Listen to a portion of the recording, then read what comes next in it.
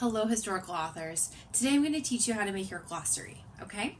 I'm going to model it with my own words and show you where to put it in my document, and that's where you're going to put it in your document. You are going to be using the words that you selected yesterday, okay? All right, let's get into it. Okay, students, here you can see the words I selected for each of my chapters. I want this one to be to rebel, to loiter, to discriminate, route, treaty, and territory.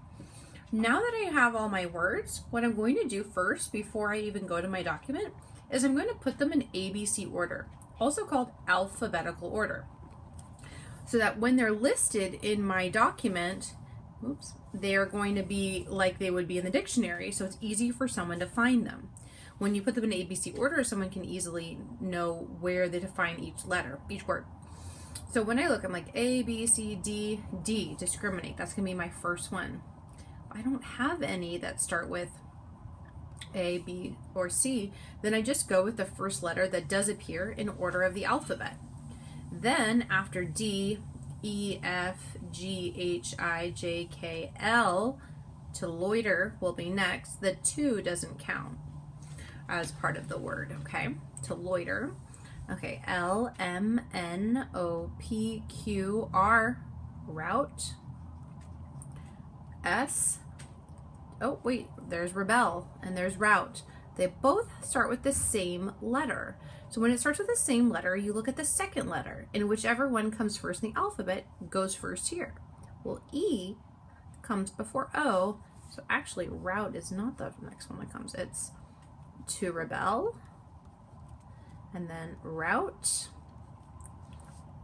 QRS, TUV, WX, T. There you go. There's 2 T's. I have to put them in order of which comes first. So 2 T's, they'll go together, but which one will come first between them? If I look at the second letter, there's an R and there's an E. E comes before R, so it's going to go territory, and then it's going to go treaty. Okay, so now I have my words in alphabetical order. So now I'm going to put them on my document, and then I'm going to show you how to write the definition of them in my own words. And then you'll know how to do it in your own words. Okay, boys and girls, here I am going to show you how to do a glossary. So you're going to go to the end of your document, because it's always at the very end. So imagine I had actually completed all my chapters, just like you have. I know you've completed all of them. And all I'm going to do is, so let's say like this is the end of my essay. I'm just going to go like space, space.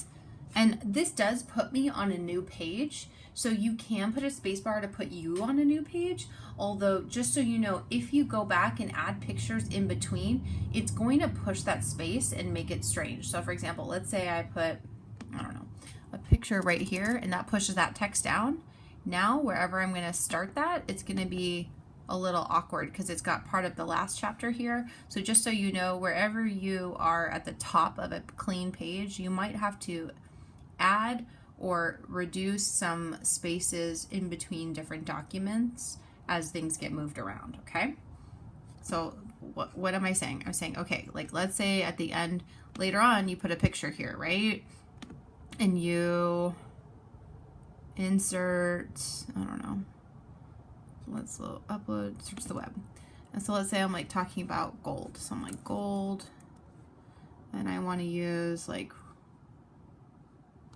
a nugget of gold. Well, these are not great examples because they're like super refined. So like gold nugget. Okay. So let's say I put this and I insert it right there. Okay, for one thing, it's huge. So I'm going to reduce it. You're not putting pictures in today, but I just want to make my point. If you put this, look how this all got pushed down. Do you see how my chapter now that wasn't even on this page, it was back here before, is now down here? So whatever 2 spaces I needed to have it start on this page now has been pushed down by that picture.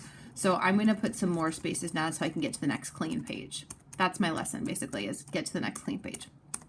Well, that's not the whole lesson. Okay, glossary. So you're going to title it. Oh gosh. You're going to title it. You're going to make it, you know, bold. You're going to make it no bigger than 24, and you're going to put it in the middle. Okay, great. Now you're going to put it so it's aligned to the left. You're going to reduce it to, you know, a reasonable one, and you're going to put each word. So my first word is discriminate, okay? So I'm just going to write a little hyphen right here. You can do bullets. So those are all listed over here, bulleted list, but something to kind of distinguish them. And I got to discriminate. Oh, it's still bolded. You don't want your text bolded.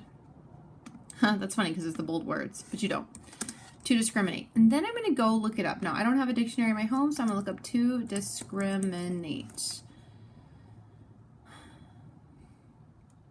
Come on, internet. Okay, here we go. So the verb, recognize a distinction, differentiate, make an unjust or prejudicial distinction of the treatment of different categories of people or things. You know what? I'm going to do discriminate definition for kids. That'll be easier for me. Discrimination is the unfair treatment of one particular person or group of people. Usually a different treatment is because of the person's sex, which means gender, religion, nationality, ethnicity, culture, race, or other personal traits. Okay. So I'm going to put that in my own words. The way I can do that is I can look at it, but then I'm going to write it in my own way. So unfair treatment. I like that. Okay. So to discriminate. Where is my tab? Instead of saying the unfair treatment, I'm going to write to treat someone or a group of people unfairly because of their race, ethnicity. I'm going to put gender instead of sex, culture. What are some other things they said? I'll go back. I'll check it one more time. Oh, religion. I didn't say that. Nationality. Okay. Religion or nationality. I'm going to check. There's one more part. Prevents people from doing things that other people can do freely. Aha. Okay, I'm going to say that too. When someone is discriminated against, something, or that person is not able to do what other people can do freely. So what I want you to notice is I didn't copy it, right? I looked at it, I read it. Actually, you can put in bold the word. I looked at it, I read it, and then I put it in my own words, okay? So if you notice, I only went back 2 times. I kind of understood it, and then I wrote it without looking at it. I know that for me, boys and girls, when I write something without looking at it, I am able to have a better chance at not copying it word for word. Now, let's say you're copying it, but you just changed the order of like this list, or you just changed one word in the sentence. That still is copying too much. You have to really change the order a lot of the words and use different words, okay? So notice I used religion, but I didn't. I said gender. And then instead of saying usually the different treatment, I put people who are treated unfairly. So I really moved it around, okay? So then I'll go to my next word. So I'll go space, space, my next word, and put it in bold again. My next word was to loiter. It should be lowercase. And then I'll put it off of bold. I'll look it up again. And I want you to put definition for kids so you can really understand, okay? So to loiter, to hang around somewhere for no good reason. Loitering outside the store is prohibited. So that's an example sentence. A lot of times they give you example sentences. To dawdle on the way to somewhere. I'm gonna look at, maybe I'll click the website to see what they have to say.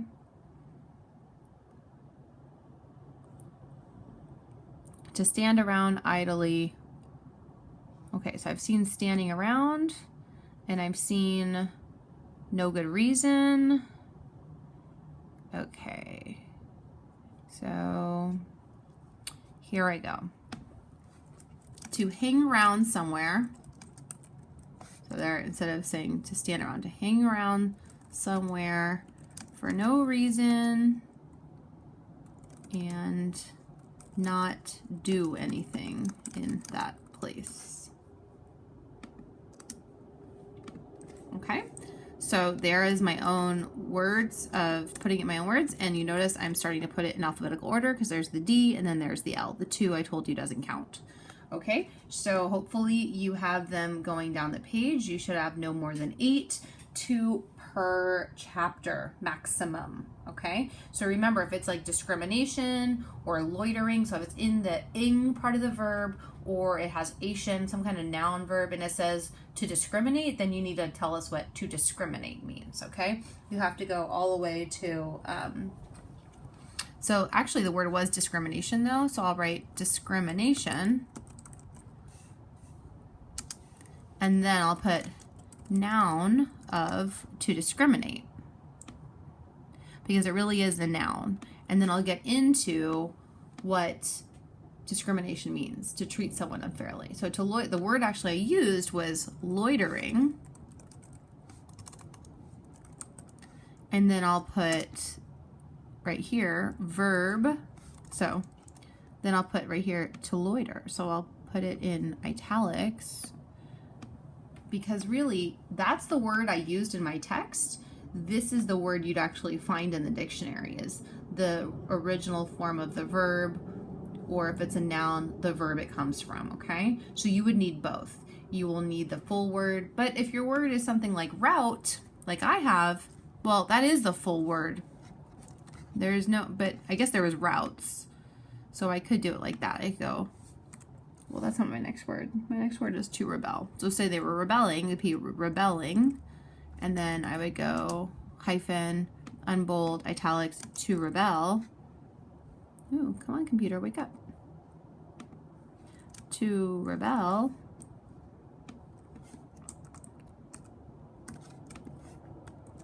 Unitalics, and then I'd explain it. Ooh. Okay, so I hope that makes sense. You have to go to the original form of the word. You put the word you actually used in bold, and you put it in ABC order, and you put this all in your own words, okay? If you don't have a dictionary in your house, you can use the one on the internet. And remember, when you search the word, and always search it definition for kids, okay? Historical authors, that's all you have to do today is to write your glossary. If I've given you any feedback, or Ms. Crod's given you any feedback of chapters you need to work on, take this extra time you might have today to add a little bit more to the chapters that need some of your attention. If you have any questions, remember, email me or Ms. Crod, whoever your teacher is, and we're happy to help. Okay, have a great time. Talk to you later. Bye.